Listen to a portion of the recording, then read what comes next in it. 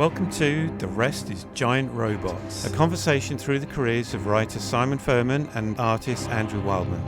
Recollections and revelations about the highs and the lows as creatives in comics, books, games, film and TV.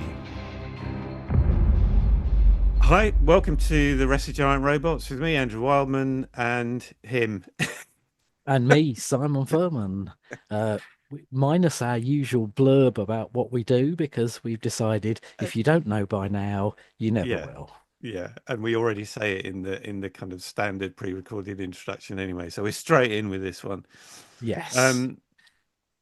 So today we're gonna have a bit of a general chat. We're gonna talk about Simon's endless tour that he seems to do these days, where he's always at a convention of varying sizes.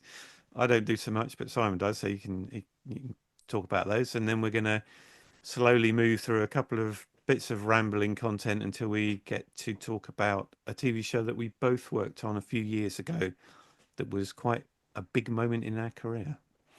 Yeah, significant chunk of work there, and will probably spill over into another podcast or the Yeah, next I'm sure we podcast. can wring an awful lot out Yeah, of I it. mean, well, and I think because it was a big significant chunk of work, full stop, but also, for the first time I was back in literally physically in an office, Yeah, which was wow. Oh, yes, I remember this office politics and all that.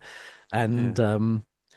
And and so there were other elements to it. It's a sort of multi-strand chat about Matt Hatter and Platinum Films, which was the company that produced it. But we'll get Mm, to that in we'll a get to that. bit.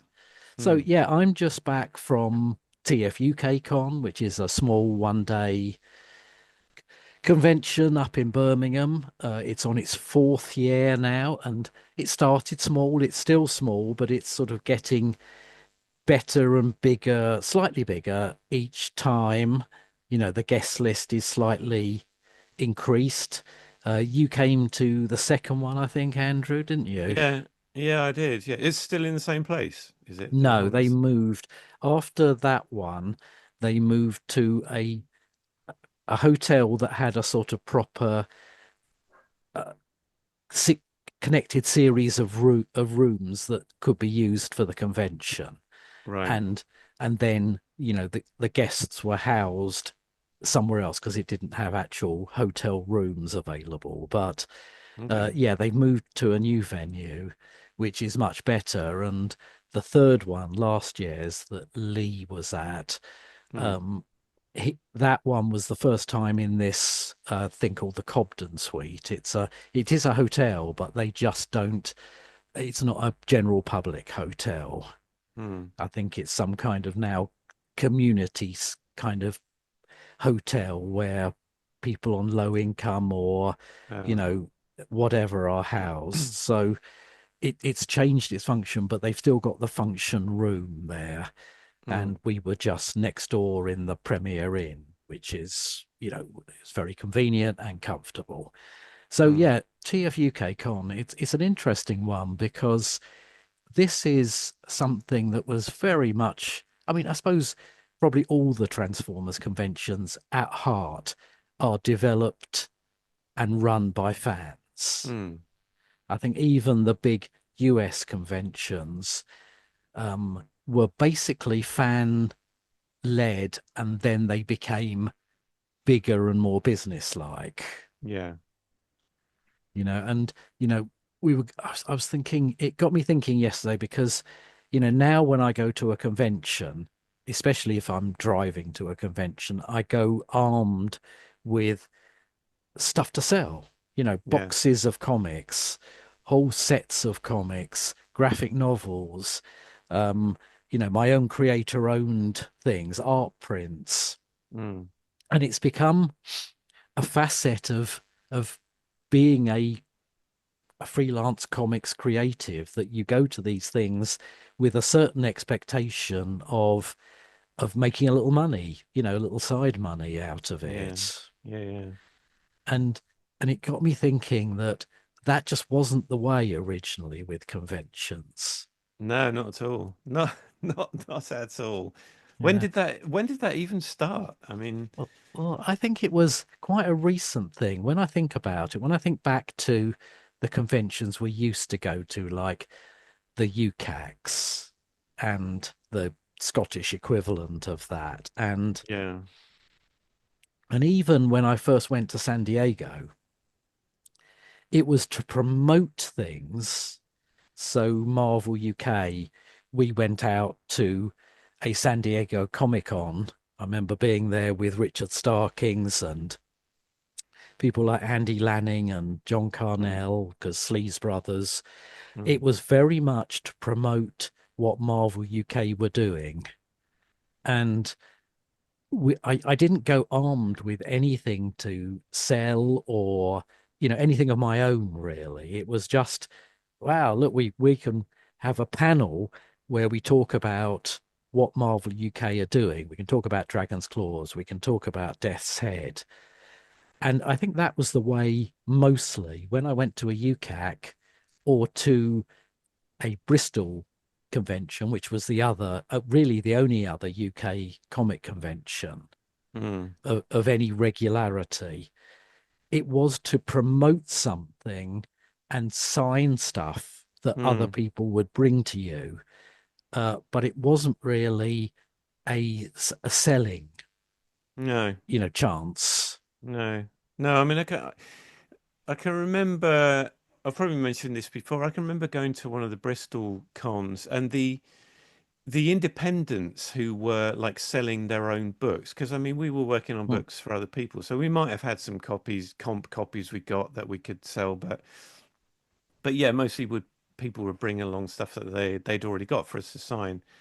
But I can remember kind of small press or independent creators had also, got themselves a table. They were selling their own product, and that's when I first saw people doing that. And the Etherington brothers, mm, um, they were the ones who, to me, had the at the time the most impressive display, which they'd completely cobbled together themselves. This was mm. before the days of it being easy to get roller banners and all that kind of stuff that we back our tables with now. But they'd printed it all out on a printer and stuck it all together on cardboard and assembled it, and it was just astonishing. Mm, But I think it was those indie creators, and then when at comic conventions where they then started to have indie people come in who made their own like little manga comics, and they were the ones that first kind of picked up on all the stuff that you could get, print on demand or whatever. So they would get like, I don't know, 100 key rings mm. made and all this kind of Yeah. thing. So like JP Bove, who, colorist extraordinaire, who's colored our, the Regeneration One stuff. Mm, His wife, Jess Bradley, who, I mean, now she's a very successful writer and illustrator, not of the kind of stuff we do, but in mm, comics, she works on the Phoenix and all that kind of thing.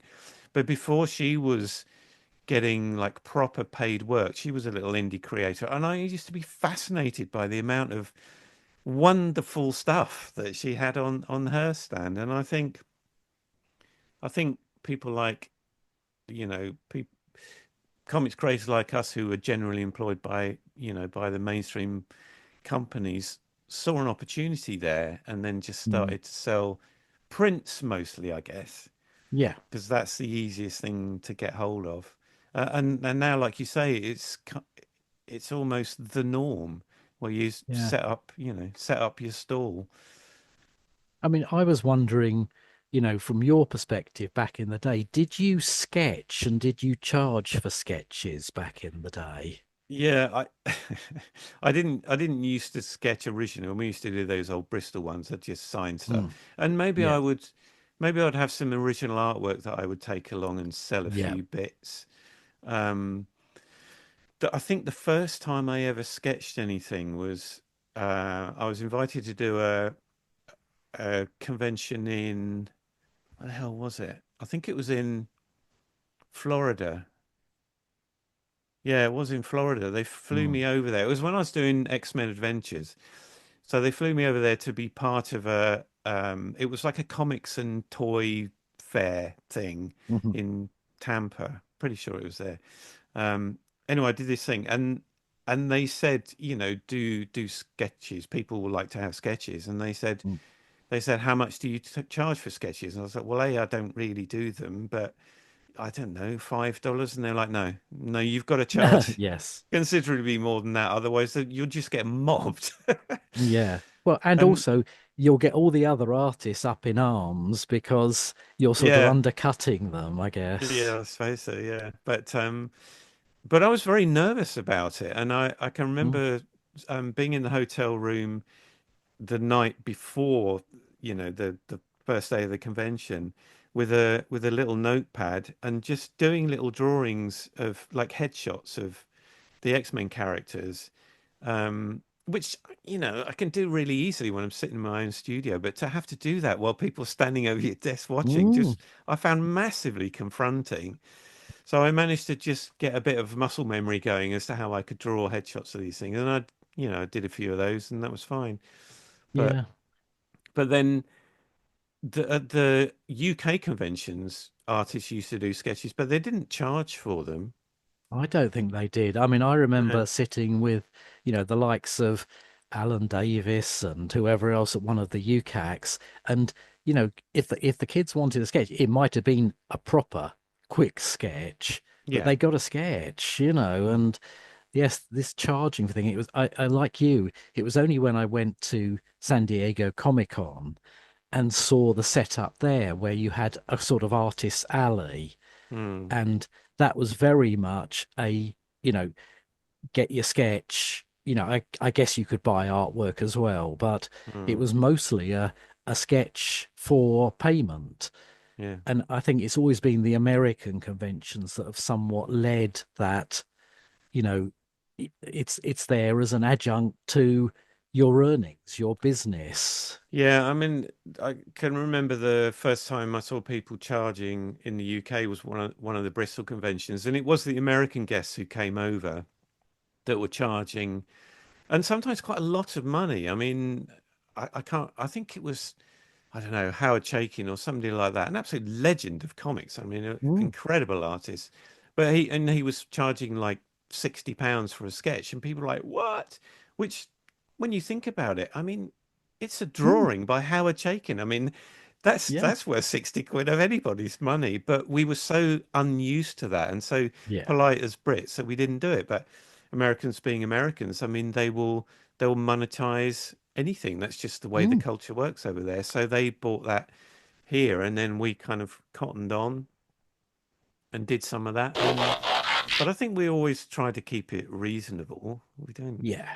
And we never ever charge for signatures. No. But, when I go now to, I went to TF Con Toronto last year, Mm, and it's great. It's a brilliant convention, and I think they do about four a year in different locations, Los Angeles, yeah. Baltimore. There's another one as well. And it's really nice and it's really well run, but the rule is you charge for signatures, Mm, and you can't not, because otherwise you've got Bob Budiansky sitting on one table charging and me mm, sitting on the next table not charging, and but I it still doesn't sit well with me. no. Just, I mean, the only way it worked for me was it is limiting. No one was bringing enormous stacks of things to be signed.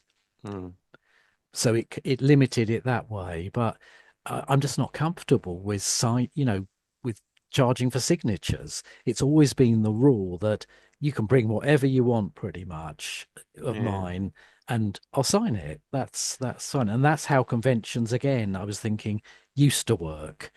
If you did have a spot, and often you had a spot only for a time, you had an allotted signing hour or something, Mm, mm, mm, and people would come up with their piles of comics, you'd sign them, and then you would just be at liberty to mm. wander around the convention.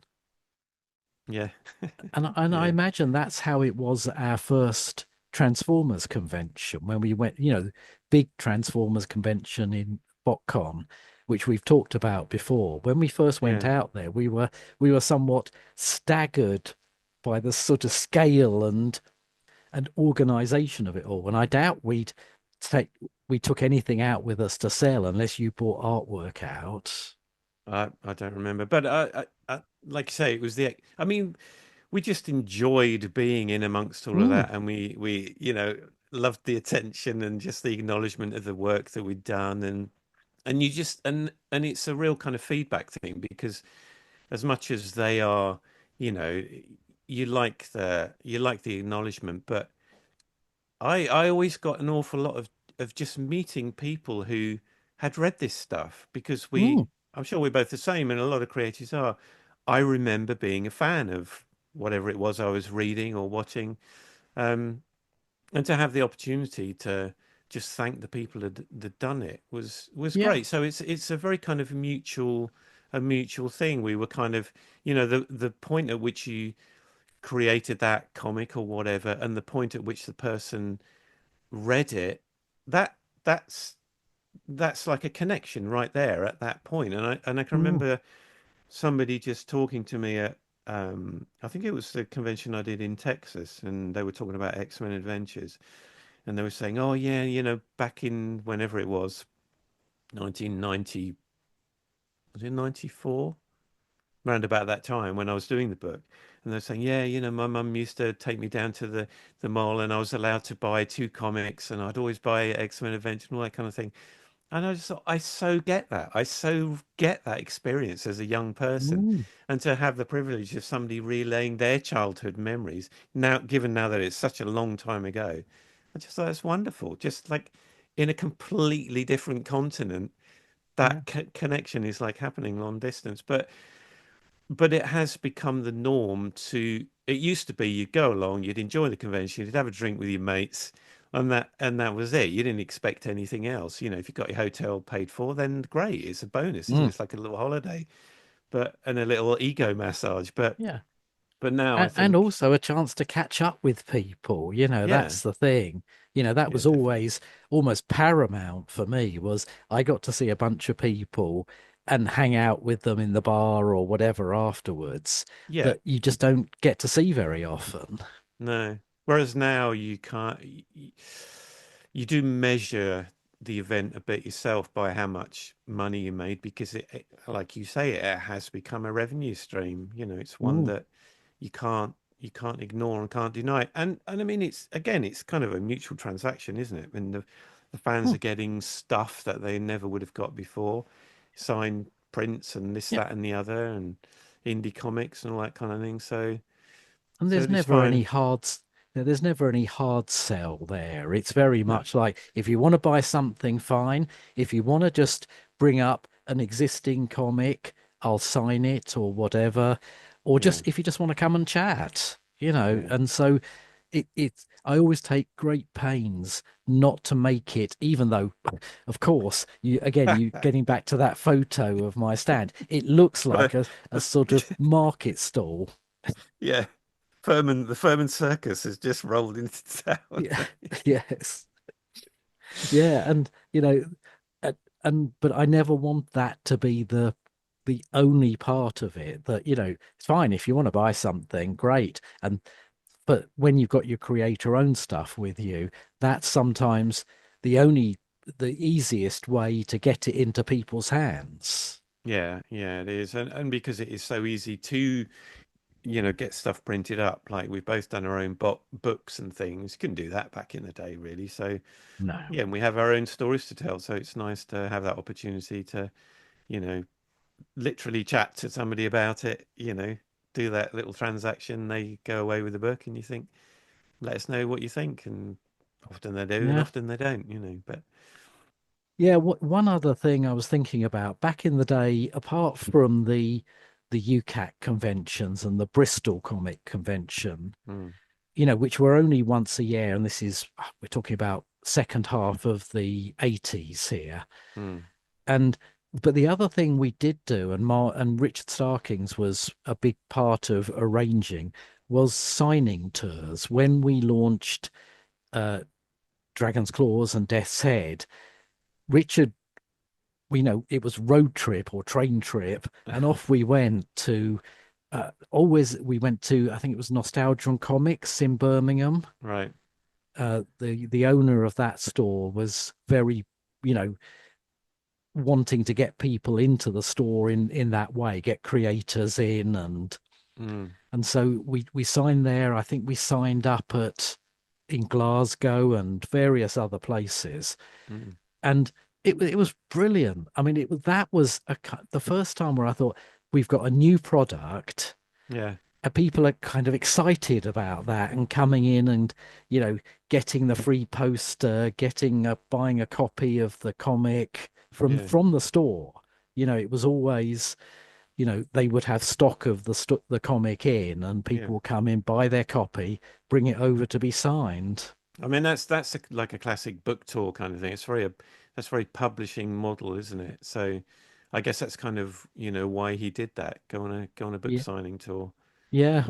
Phil, I think the own somebody will tell me, but Nostalgia and Comics in Birmingham was a really good little comic store, and the owner I think was called Phil, Yeah. and you know, he was just such a good, you know, organizer of events. So, you know, we could guarantee when we went there, there would be already a kind of queue of people waiting. You know, he understood that if you're going to have people in store, and it's amazing how many people don't know this, you need to advertise it.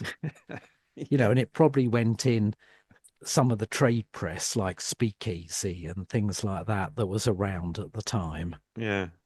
But, you know, there was always a line of people, which is great. And yeah, you know, those little tours were brilliant, and I'm sure helped considerably spread the word about what Marvel UK were doing at the time. Mm. Yeah, it's a good way of doing it. I mean, that still happens though. I mean, we did one a few years ago, didn't we? In London. Oh God, what was the name of the comic shop near? What was it near? The Was one it down sort of by Leicester seven? Square tube station. Yeah, somewhere down there. Yeah. Yeah. Yeah, we did. And we do. What was it? Outer? No, it wasn't Outer Limits, No, was it? no. It's not Gosh. No. It's it's sadly no longer there. Is it not? No. Yeah, and No. that's one of the only ones that I've done like that, and they had a line of people. I don't know Mm, what. I can't even remember what we were signing. Was it yeah, was it for Regeneration One? possibly. I think it was. Yeah, yeah, and that was kind of fun just to do that. Just Mm, turn up and sign stuff, and yes. you know. And you know, I did in that same store, and the name will come to me in a minute.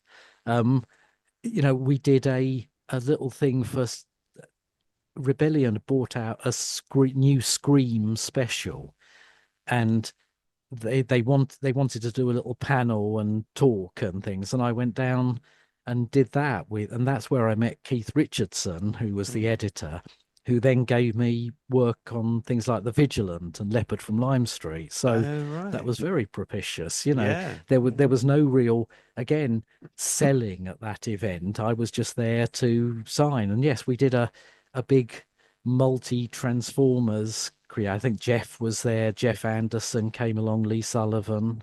Mm. Mm.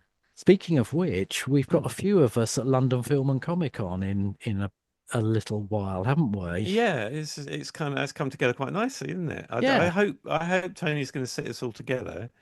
I assume so. There's normally a bit of joined up thinking there. But Yeah, yeah, that's on July 5th and 6th, fifth, I think yeah, it fifth is, and whatever sixth. that weekend is. Yeah, And yeah, it's going to be Andrew, myself, Jeff Senior, yeah. and Lee Sullivan, and probably a few others. I would imagine is Baskerville going to be there? He quite often does Baskerville's those, isn't there, yes. Mike Collins often does those conventions. I haven't looked at he? Yeah, the full guest list yet. yeah. No, that'd be good. That'd be good fun. Hopefully, it's a good opportunity for people to get all their stuff that because yeah. I mean, in terms of Transformers, that's quite an assembly of Mm. Marvel UK creators, isn't it? And I think as far as Regeneration 1 goes, it's you, me, Jeff, and Baskers. It's pretty much the whole creative team apart from Yeah, JP yeah. Why and is JP Guido. not going? Oh, he, I don't know. I mean, maybe he is. Does he usually do LFCC? I don't know. I haven't done it for a while. Yeah, no, it'd be good because Yeah. in terms of in terms of Transformers UK, I think Mike Collins and Lee Sullivan, they don't have quite the people don't kind of remember them as much, and yet they were Hmm. hugely significant. Oh, God, yeah. I mean, well, Mike Collins, more or less, after John Ridgway was the first Transformers artist and Yeah. creator, John Ridgway did Man of Iron, and then Mike did my first. Well, no, John Ridgway did the first part of The Enemy Within, my first story, and then Mike Collins took over. Mm, And Mike, yeah, was one of the sort of founding artists, really, of Transformers for yeah. Marvel. So yeah, I think he's going to be there. He certainly was last year. But Yeah. it's a good convention, and again, they have a sort of proper comics zone. Okay, we know film and TV often dominate these things, and I Yeah. think that's where conventions like LFCC, that's their bread and butter. Mm, But Tony Lee runs a very, sort of proper comics area within the larger convention. mm, And yeah, it's very focused. You'll get to, last year I was sat just along from Andy Lanning and Anthony Williams. So, mm. it's great. You just chat and catch up, and you know, around the corner was, I don't know, David Leitch, Baskers, Mike Collins, so Mm, it's a really good one if, A, you're a comics UK comics fan, or B, you're a Transformers comics fan, or yeah. both. Yeah, yeah. Yeah, I'm looking forward to it. It'll be really good. My my youngest daughter's coming to just help out, and I mean Hmm. we won't see much of her. She'll be going down looking at all the film stuff and whatever, but Yes. yeah, so that'll be kind of fun. She's been to one before, so she'll enjoy Hmm. that. Yeah, I look forward to that one. So yeah, that's kind of our little, I suppose, convention catch up, and there'll be more news on the conventions we're doing as we Yeah, go through the year. I've got one coming up in Swindon in June, I think. Oh, have you? Yeah, Oh, yeah, right. just a little 1 day thing, so Hmm. that'd be kind of fun. Yeah, and then there's LFCC, and then I'm not doing one until Norcon, I think, Right. um, Oh, the you'll Norwich be one. you'll be more or less in my neck of the woods with Swindon. Oh, I mean, okay, it's not next door, but you no. will be in Wiltshire, So, Yeah. Yeah, that'd be a fun one to do. hmm. Good. So we were So going to touch on Matt Hatter, weren't we? yeah. I mean, first a little bit of context. Matt Hatter, the Matt Hatter Chronicles, to give it its full name, Yes. was a CG animated series produced by Platinum Films, Mm, which was very much the domain of its sort of MD, Nigel Stone. yeah. And yeah, I mean, maybe you should start off because you were involved before me, weren't you? Yeah, yeah, I was. I mean, I can't remember what else I was working on at the time. Probably not an awful lot. This would have been for me, this would have been 2011, maybe even back end of 2010. I'd, I'd finished in the games industry, and then the somebody we've mentioned many times before. I've mentioned many times before on the podcast is somebody we both know called David Friedman, who's works in TV. I'd worked with him on a couple of animation projects, and I heard from him initially on it. So he got in touch with me and he said, "I'm working on a new animated TV adventure TV show at Pinewood Studios. Mm. Do you want to come and do some concept artwork on it?" I was like, "Wow, this sounds just completely awesome." Pinewood Studios, yes, I'm in. Mm. And I always loved working with David. So I went along and I met Nigel Stone, who owns Platinum Films, and they told me all about it. And I thought, fantastic, to go in and just do some concept art for that. They'd already started the kind of production process in a way. So they'd had the main characters designed. They got somebody in there who was doing computer models of the main characters. They had some environment designs done already. Mm. um, and they were. I think they'd had the first script done, whatever. So they're beginning to put it together, and David was going to be the director on it. Interestingly, I looked on IMDb, the Internet Movie Database, and David's David hasn't doesn't have a credit anywhere. The relationship went a bit awry with that one, Yeah. um, and David is a safe pair of hands, but I think it certainly had teething problems initially. So I was just like keeping my head down, getting on with what I was supposed to do. But Mm. once the wrinkle started to get ironed out a bit, and I really got my head around the concept art that was doing, I kind of upped my game a bit and really got heavily into the design of the environments, etc., etc. And Nigel was so much liked what I was doing that he then upgraded me to production designer. And Mm. on IMDb, I'm credited as production designer for the first season, and I did a ton of work on it. Mm. But it was a wonderful experience to just design the whole world for that thing. Yeah. Um, uh, some of the supporting characters, but mostly environments. Um, they got some storyboard artists in who were, I think they were mostly storyboarding on paper, like proper old-fashioned way, drawing on Mm. paper, printing out the script, cutting out lines from the script, sticking it on to the relevant panels where the storyboards would go. They were Yeah. still trying to find a third-party animation company that would do all the animation. They were talking to Canada, they were talking to India, they were talking to all sorts of people. Mm. None of the model and animation tests that came in were particularly good. So it was very much in the early days, but it was a lot of fun. And then they got couple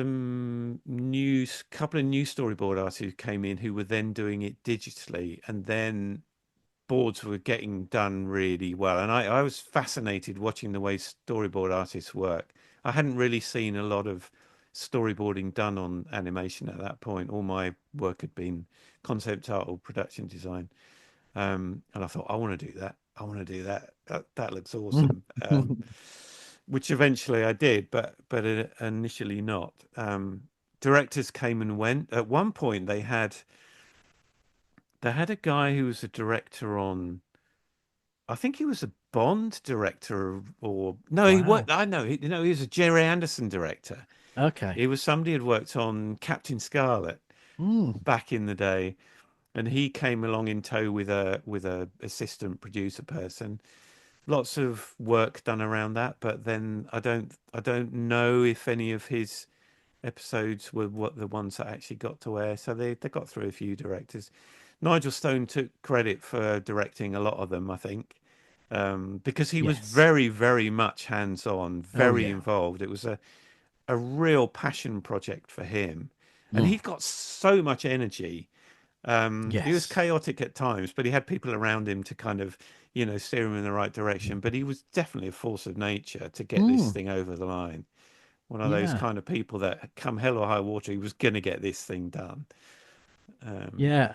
Maybe we should at this point just tell people a little bit about the concept itself. yeah, yeah, But, basically, Matt Hatter is a young boy of, did 13, we get 13, I think? Yeah. 11, Who between 11 and 13, something like that. whose family live in the Coronet Cinema in Mm. Notting Hill, which is a Yeah, real cinema. So no, one of the locations was a place, a bona fide cinema in Notting Hill. Was it Notting Hill or Notting Hill Gate? Anyway, not, the yeah, nothing okay. And a wonderful piece of architecture. really visually striking building. Yeah, And yeah, the basic conceit is that uh, the boy's grandfather has gone missing, yeah. and Matt discovers that the cinema screen, or a hidden cinema screen within the cinema, is actually a portal to other dimensions The and multiverse.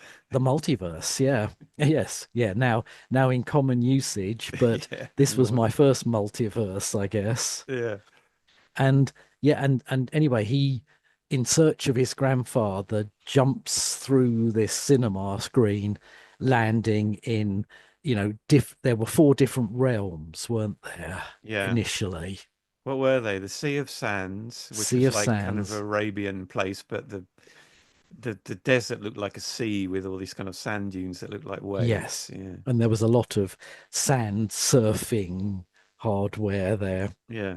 And then there was ah the I can't think of the name of it, the slightly Roman Greco-Roman world. Yeah. What the hell was that one called? I designed Yes. all of that one. There was nothing Yeah. existed of that. That was great drawing that one. Yes.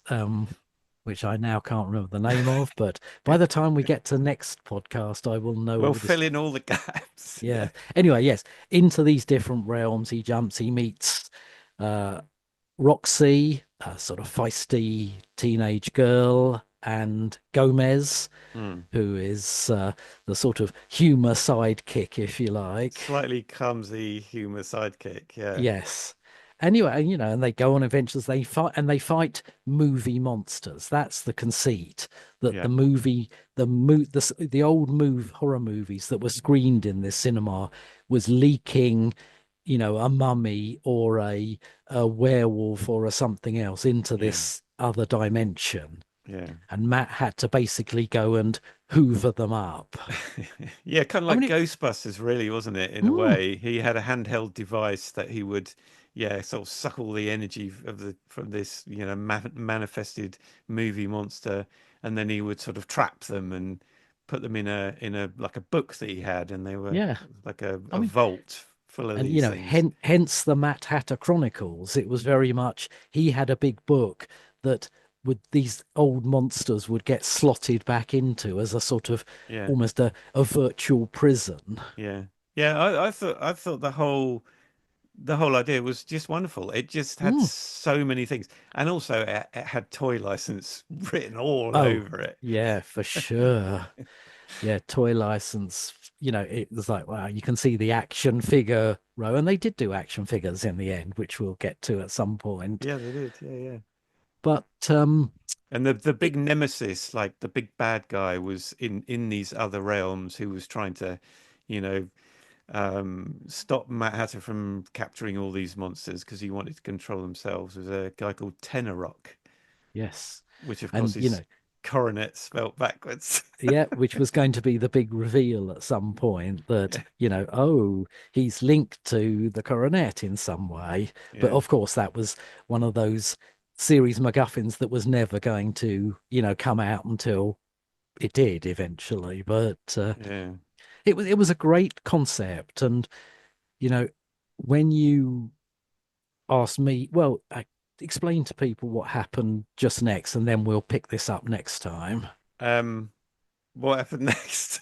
I Well, I can't suppose that remember. I suppose that He David Friedman left. David Friedman had already left, and they'd got through, like I say, they'd got through various directors until they settled with one or two directors that they enjoyed doing. But I think I remember that in terms of scripts, they had got people writing scripts, but they definitely needed another script writer or a script supervisor or Mm, somebody to take the reins on it because it wasn't going as smoothly as it could have done. And obviously, I threw your name mm. into the hat and said to Nigel, have you ever heard Simon Furman? And he does TV stuff as well as being, comics writer and Transformers legend.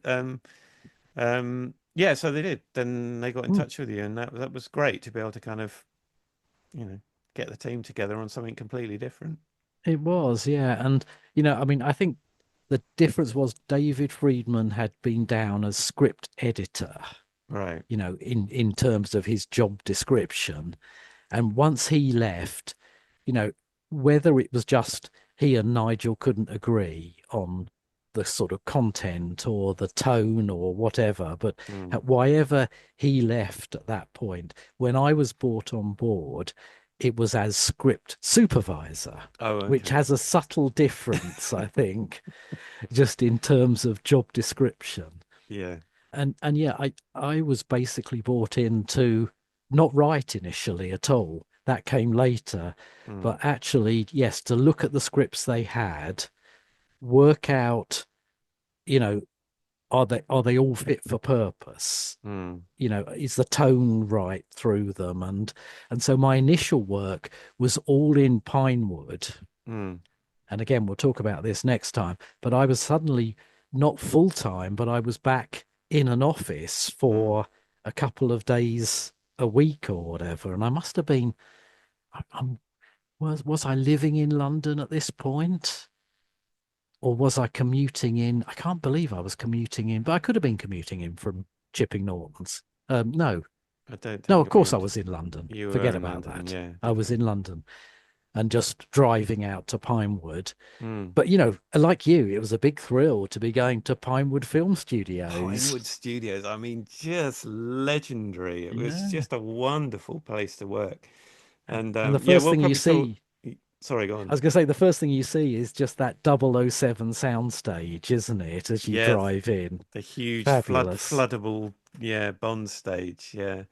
But also the old gateway, Pinewood, which was the thing that, you know, that was quite iconic. I mean, they had a new gate, entrance gate, and everything, but they couldn't get through it anymore. But and also this was pre all the Disney presents, so pre Star Wars, because The Force Mm. Awakens was made at Pinewood, and then various Marvel movies, Captain America and whatever. But when I first started there, I think they just finished doing one of the Harry Potter films. So to walk around the sound stages where side doors were very often left open, while they Mm. weren't filming, and to just peer in and see, Harry Potter sets and Yeah. all that kind of stuff was absolutely incredible. And the old backlot, because when Star Wars moved in to start filming The Force Awakens, they completely cleared the backlot, and built, all the stuff that they were going to be using to film that. But prior to clearing the backlot, they had there for many, many years, and a couple of New York streets that had been, Hmm. appeared in many, many films. So lunchtimes, me and a couple of the storyboard artists, we just used to get some lunch to, eat while we kind of walk thing. We just walk around the back lots around New York Yeah. streets. It was just weird. And famously, the building where the Platinum Films office was had been used as the interior of the embassy in the film Who Dares Yeah, Wins. yeah, That yeah, Lewis Collins one from the 80s, I guess. yeah. And so it was very recognizable from that. Mm, And littered with stills from the film in frames and things. But mm. yeah, it was like, wow, you felt you were on a living film set all the time there. Yeah, yeah. And the creaky old corridors in the rank building with all Mm, the old pictures and design drawings on the wall, and you just the I don't know, the history of film just yeah. oozed out of the walls. It was wonderful. Yeah, I mean, to me, in some way, I mean, obviously, we'll talk about the work side of it another time, but just actually being, you know, admitted on a fairly daily basis into Pinewood film studios just really appealed to the film geek in me. Yeah, very much so. And where the Platinum Studio was is in a place called the Lodge. So it's the old original massive house at Pinewood Studios. And so Platinum were in like wood paneled rooms. I think one of those was used in one of the Bond films as It M's office. it is, I think it's in one of the very early ones, like From Russia with Love, Yeah. was that office. And of course, I immediately went home, dug out the movie on DVD, and get, oh, look, there it is. Yeah, that is it. It's M's M's office. office, yeah. So we were in there, this wood paneled room. That was where there were two big rooms, weren't they? Both wood Mm, paneled. Yeah. And also they were the bedrooms and dressing rooms for Barbara Windsor when they were doing all the Carry On films. So that was mm, her bedroom. yeah. And, Carry On still had an office there. Mm, Carry On Film Productions or whatever. still had office space in that building, which was again just like, oh, excellent. That's the Yeah. carry on office. And I think also that that room, which had been a bedroom in the lodge before it was turned into offices and everything, not only were some of the Carry On team there, but Marilyn Monroe stayed there as well. Mm. So Yeah. just Yes, it was great. Just the sort of absorbing that whole sort of Pinewood thing was almost part and parcel of why I loved that little period of work. yeah, yeah, me too. Yeah, and then Anyway, just mate, going to the canteen, like lunchtime, going down to the canteen and yes, seeing various yeah, various people, seeing yes, um what's his name, the Harry Potter actor, uh Daniel Dan Radcliffe. Daniel Radcliffe. Yeah, seeing Daniel Radcliffe, standing in Mm, the queue to get to get some yes, lunch. yeah, yeah. It was a great leveler in a way, wasn't it? The Yeah, canteen. Ricky Gervais was very often in the canteen there. Mm, You could just hear his voice chatting in the background. It's like, oh my yeah, God, this is so surreal. yeah, yes. Yeah, definitely. Anyway, we shall speak more about this next because More there's, about Matt you know, Hatter, yes. there are a good few years worth of recollections around this time. Yeah, yeah, Um, and I mean, Matt Hatter ran for 4 seasons, and I think they did a sort of one-off movie, hour and a half length thing that that was the last bit of Matt Hatter. okay. I don't think I've seen that. Yeah, Oh, right, yeah. Oh, it's out there somewhere. out there But somewhere. Yeah, but yeah, we'll talk more about this and changing roles in it really as it went along. And I like you, I quickly looked at IMDb before we jumped on this call, and I wrote so many episodes for that thing. I was going, season two, rather shamefully, is I think of 13 episodes, about 10 of them are mine. yeah, And yeah. I noticed that as well. yeah, it's like, oh my God. Yeah. But But one of and the other things I noticed was that there, apart from me and maybe one other, there's no other storyboard artist credited. I that's think true. that's a cultural thing, maybe with animations.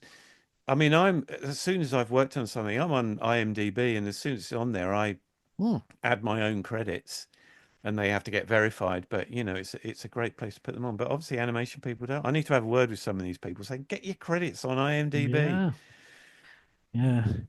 But it was a reasonably small team, wasn't it, in office? Yeah, some good board Anyway, artists though. Yeah, they were, yeah, very good. Yeah, mm, yeah. mm. Anyway, we'll talk more about this next time. We'll go through the whole Matt Hatter era. Yeah, But yeah, we just wanted, because it really is more than one episode talking yeah. about this. Yeah, and in the meantime, you see if you can secure a guest, and then we'll announce it to Hmm. the Prime members at the next podcast who it's Yes, going to be. absolutely. Yeah. No, we'll try and get something locked in. We'll definitely have someone on for whatever our first year's episode is. I mean, if technically if there's 52 weeks in a year, Here we it go. should be episode 26. Should be. That's the way I see it. I Anyway, don't know. we'll work it out. We will. 25 sounds like a good compromise. Anyway, that's it. Thank you very much for listening, watching, Yeah, whatever you're doing, and we will see you back here soon. It's goodbye from me. and it's goodbye from him. There we go. We'll just do our two Ronnies thing again. All right, Simon, have a Thanks. good one. Cheers, Yeah, you everyone. too. Thanks, Andrew. Okay, bye. Thank you for listening to The Rest is Giant Robots. If you enjoyed what you heard, please consider subscribing for more and maybe share with like-minded friends. This has been a Wildfur production.